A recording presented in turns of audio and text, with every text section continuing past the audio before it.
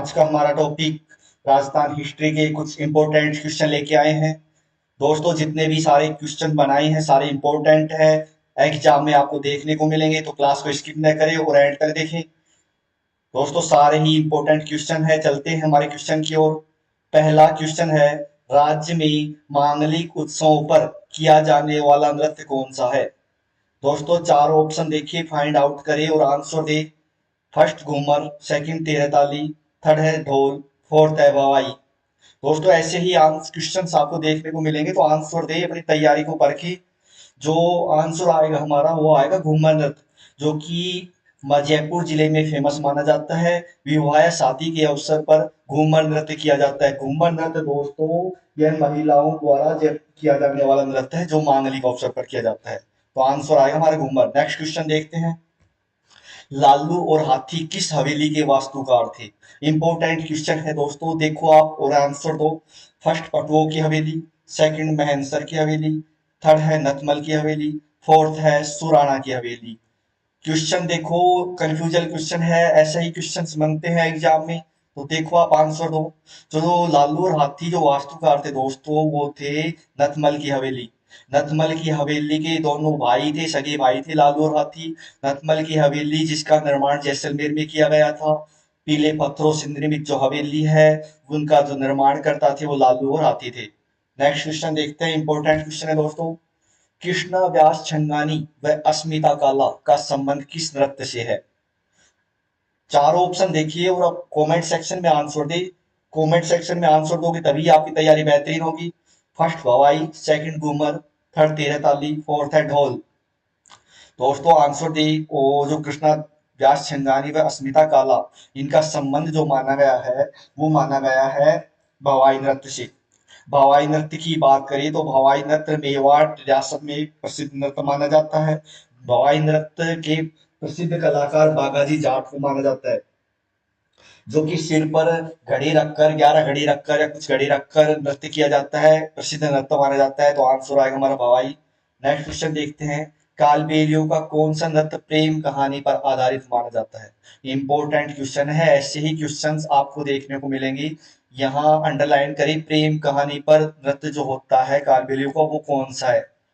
First इंडोनी, second Shankariya, third है पटिहारी, या fourth है बागड़िया। देखिए आंसर कौन सा आएगा, आप आंसर दी। दोस्तों जो आंसर आएगा वो आएगा कालबेलियों का जो प्रेम पर आधारित है, शंकरिया। हम आपको बता दें कालबेलियों के चार नृत्य हैं, इंडोनी, शंकरिया, पनिहरिया और बागड़िया।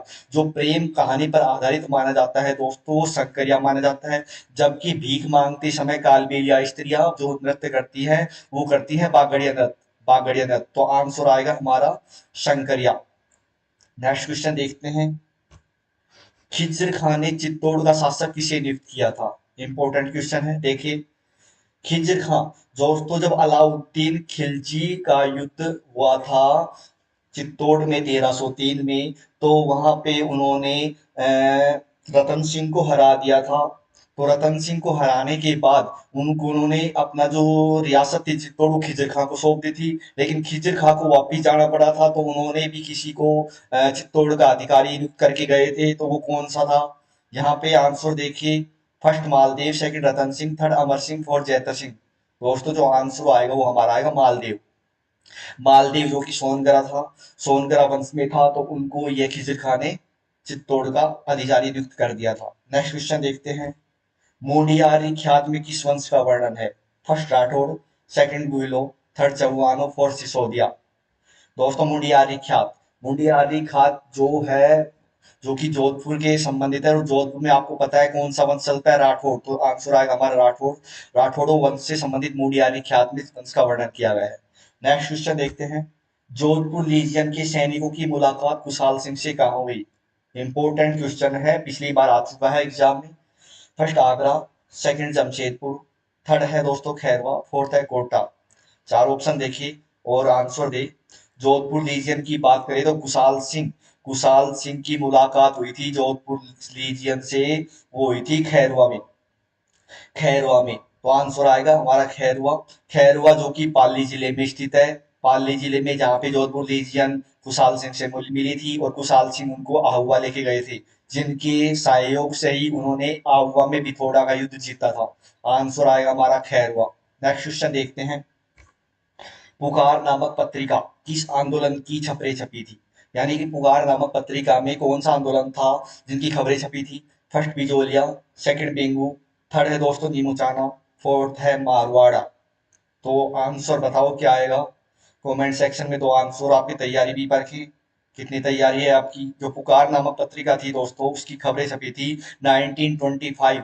1925 को जब नीमू चाणा हत्याकांड हुआ था जो कि अलवर रियासत में स्थित है 1925 में, तो उसके विरोध में पुकार नामक पत्रिका में नीमू चाणा में जो नरसंहार हुआ था जिसे दूसरा जलियांवाला बाग हत्याकांड कहा जाता है उसकी खबरें छप रही थी। तो आंसर आएगा हमारा नीमू चाणा।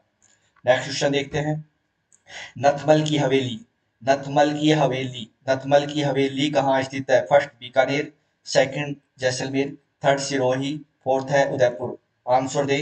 नथमल की हवेली आपको बताया नथमल की हवेली जो स्थित है वो है दोस्तों जैसलमेर में।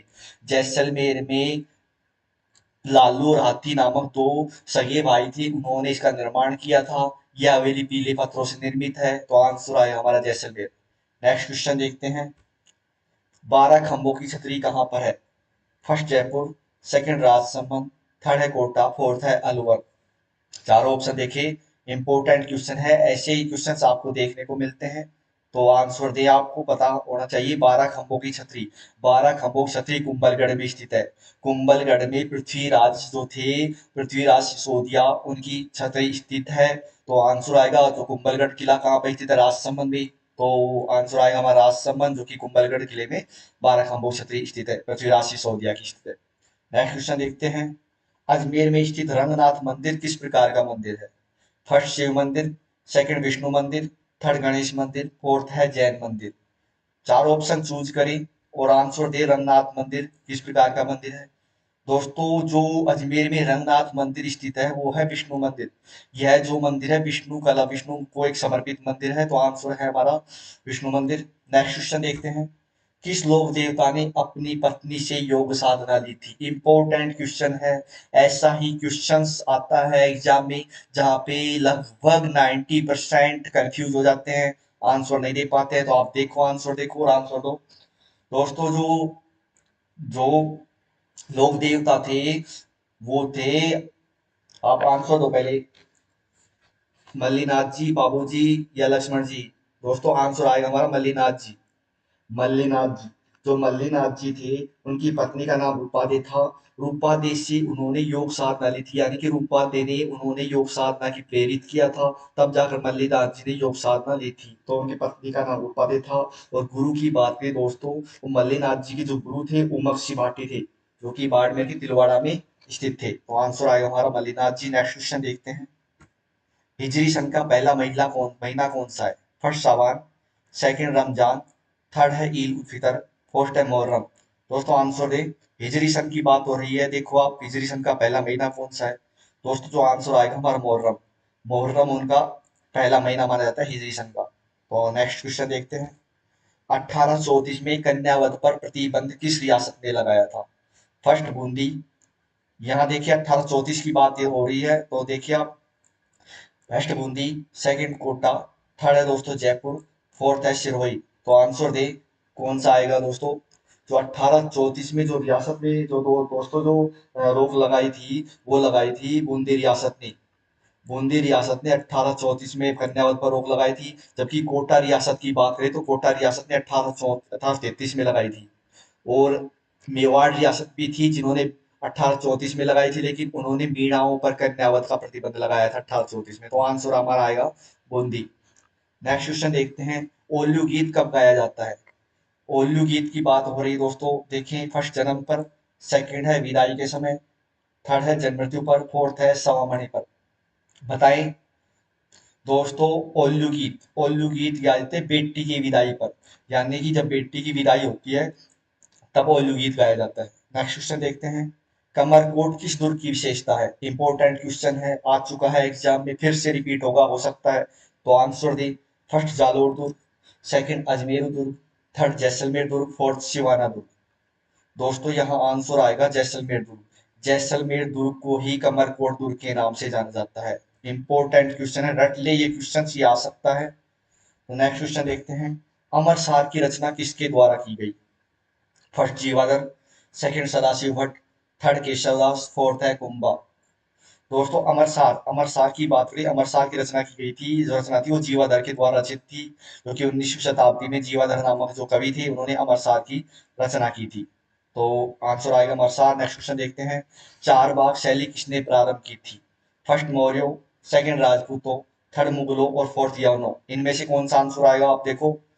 जो दोस्तों जो चार बाग शैली है, चार बाग शैली का प्रारंभ किया था बाबर ने। चार बाग शैली का प्रारंभ किया था बाबर ने, जो कि मुगल था। तो आंसर यहाँ आएगा मुगल। चार बाग शैली का प्रारंभ करने वाला बाबर था, और उसका श्रेय क्योंकि उसका उदय सर्वप्रथम या सर्व से सबसे ज्यादा हुआ था अकबर के समय। नेक्स्ट क्वेश्चन देखते हैं। मुगल काल में पोलज भूमि से क्या तात्पर्य है? फर्स्ट दान भूमि, सेकंड कृषि भूमि, थर्ड है वार्षिक भूमि, फोर्थ है दोस्तों 3-4 वर्षों की प्रति भूमि। दोस्तों जो आंसर देखिए कौन सा है, इंपॉर्टेंट क्वेश्चन है यहाँ पे। पोलज भूमि की बात हो रही है, पोलज भूमि देखिए कौन सा आएगा। जो पोलज भूमि से तात्पर्य है दोस्तों वार्षिक कृषि भूमि, यानी कि पोलज भूमि ऐसी भूमि थी जहाँ पर वार्षिक, हर वर्ष हर वर्ष कृषि की जाती थी। यहाँ पर बंजर नहीं रखी जाती थी भूमि को। तो हर प्रत्येक वर्ष को कृषि की जाने वाली भूमि जो थी पोलज भूमि कहलाती थी। बात करें चाचर की, यानी 3-4 वर्षों की जो प्रति भूमि थी दोस्तों, उसे कहते थे चाचर भूमि। तो यहाँ आंसर आएगा वार्षिक कृषि भूमि। नेक्स्ट क्वेश्चन दोस्तों आज का अंतिम क्वेश्चन है, इंपॉर्टेंट है। ऐसे ही क्वेश्चन आपको देखने को मिलेंगे।